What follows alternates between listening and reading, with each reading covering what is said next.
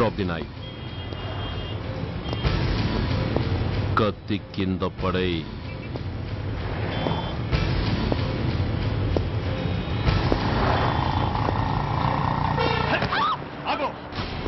ముందుకొస్తే దీన్ని చంపేస్తా.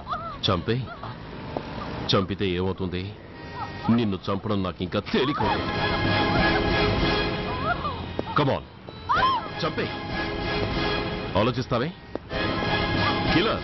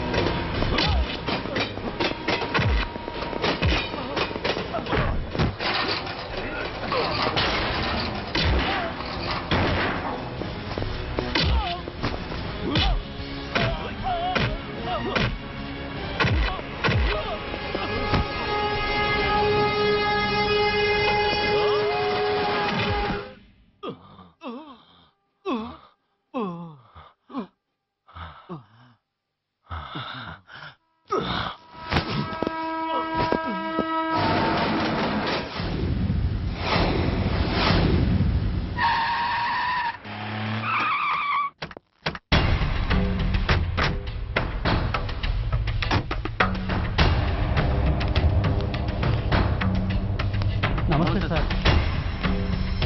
నమస్తే సార్.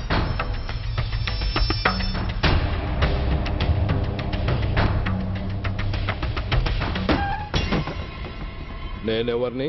మీరు? అదే నేనెవరిని? మినిస్టర్ అప్పలనాయుడు గారు సార్. మరి వాడేవాడు? మీ అబ్బాయి గారు సార్. అంటే అది తెలిసే వాడిని లోపలేసావా? ఎఫ్ఐఆర్ ఎక్కడ్రా?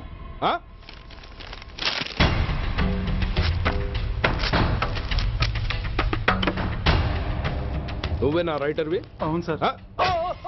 నీకెన్ని గుండెలుంటే మా వాడి మీద ఎఫ్ఐఆర్ రాస్తారా? రే సెల్ తాళాలు ఎక్కడ్రా? ఇదిగోండి సార్. నీ అబ్బా నాకిస్తారా? ఇల్లు తెరువు. అసలు ఎవడరా నా కొడుకుని అరెస్ట్ చేసింది? ఏసీపీ సూర్య గారు అంటున్నానా? తూ నీ అబ్బా సిగ్గు లేదురా? ఆడంగి నాయల్లా తన్నులు తినొస్తారా? నా కడుపున చెడబుట్టావు కదరా. వెళ్ళు కార్లో కూర్చో. రేయ్ అసలే అడ్డదారులు అసెంబ్లీకి వెళ్ళినోడిని నాకు సంబంధించిన విషయంలో ఎవడన్నా అడ్డొచ్చాడో అడ్డంగా నరికేస్తా. ఆ విషయం మీ ఏసీపీ గడికి చెప్పు.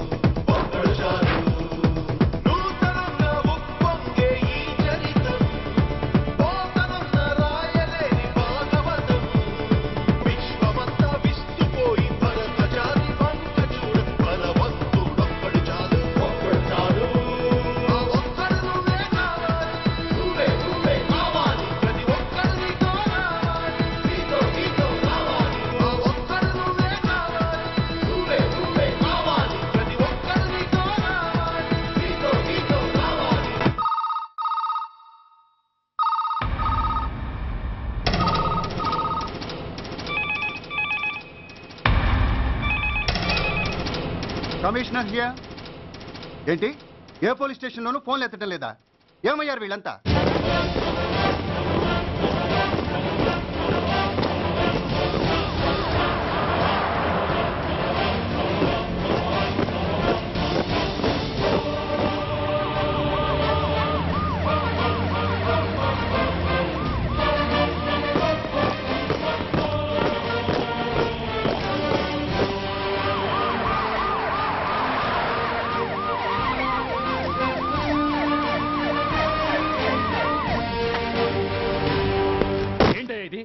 What is non sense?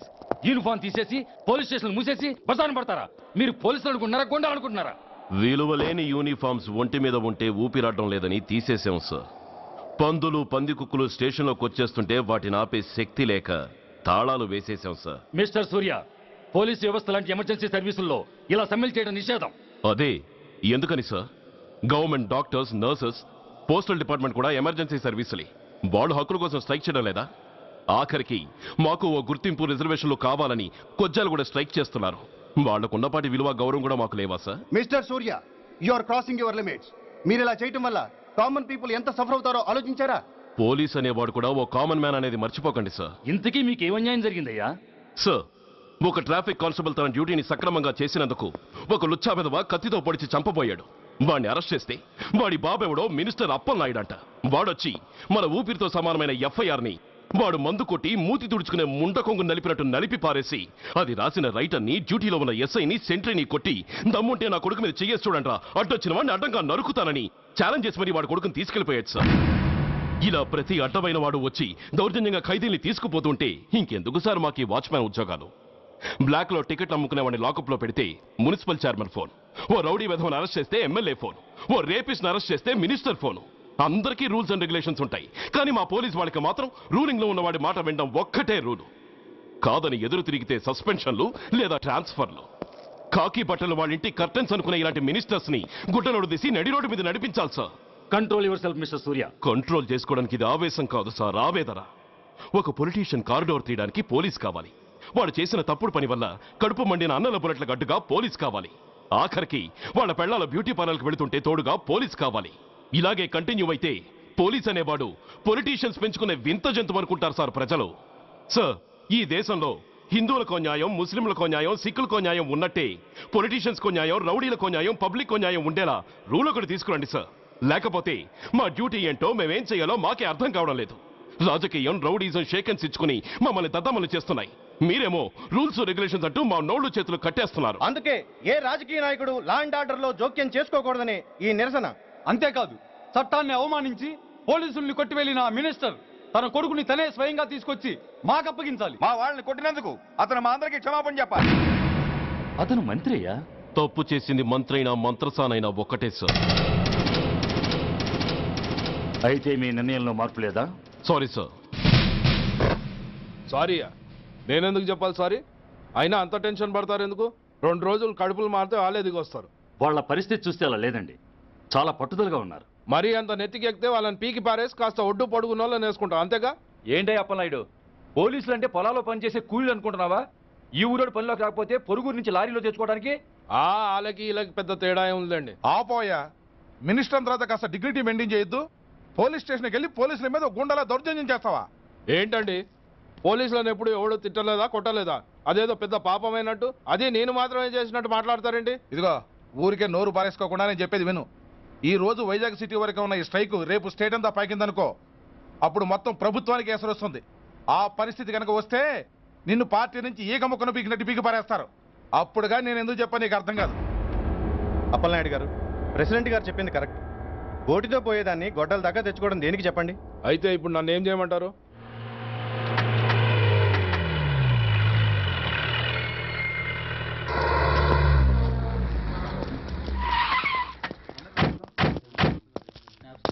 Hello, మా ఈ నిరసన పబ్లిసిటీ కోసం కాదు, మా ప్రాబ్లం సాల్వ్ చేసుకోవడం కోసమని మీకు ముందే చెప్పాను.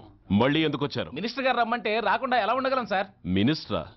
ఏ మినిస్టర్? అప్పలనాయుడు గారే సార్.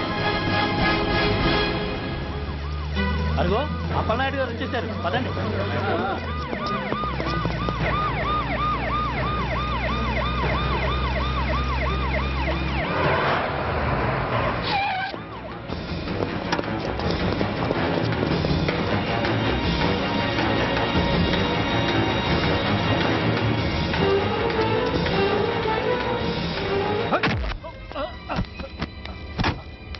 నా కొడక, ఏమనుకుంటున్నారా? నువ్వేమన్నా పెద్ద రౌడీవా? నా పరువు తీసేసావు కదరా, నా కడుపును చెడబుట్టావు కదా. పోలీసులు అంటే ఎవరు అనుకుంటున్నారా? వాళ్ళు మనల్ని కాపాడేవాళ్ళరా? వాళ్ళనే అవమానిస్తావా? వెళ్ళరా, వెళ్ళి వాళ్ళ కాళ్ళ మీద పడి క్షమాపణ అడుగు, వెళ్ళవు. వీడు చేసిన వెధవ పని తెలియక కన్న తండ్రిగా తొందరపడి వీడిని తీసుకెళ్లాను. నిజం తెలిసాక ఓ బాధ్యత గల మంత్రిగా జరిగిన దానికి సారీ చెప్పి వీడిని మీకు అప్పగిస్తున్నాను. నన్ను క్షమించండి. చాలా థ్యాంక్స్ అండి. ఇంకా మీరు కెమెరాలు ఆపండి. మినిస్టర్ గారు మిమ్మల్ని పిలిపించిన కార్యక్రమం అయిపోయింది, మీరంతా బయలుదేరచ్చు ప్లీజ్. పిలవగానే వచ్చినందుకు మీ అందరికీ చాలా థ్యాంక్స్.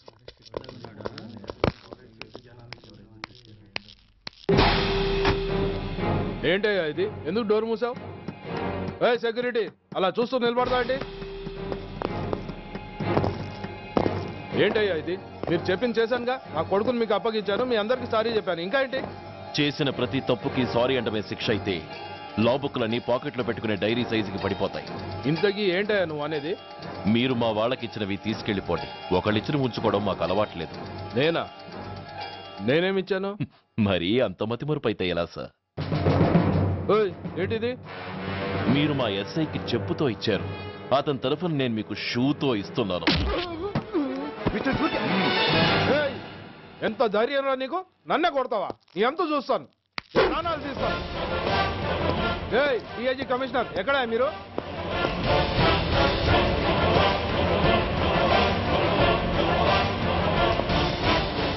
ఇది మా రైటర్కి ఇచ్చింది, ఇది మా సెంట్రీకి ఇచ్చింది. ఇక ఒకటి మిగిలింది. ఇంకోట ఏంటది? ఈ ఎఫ్ఐఆర్ ని నడిపినందుకు.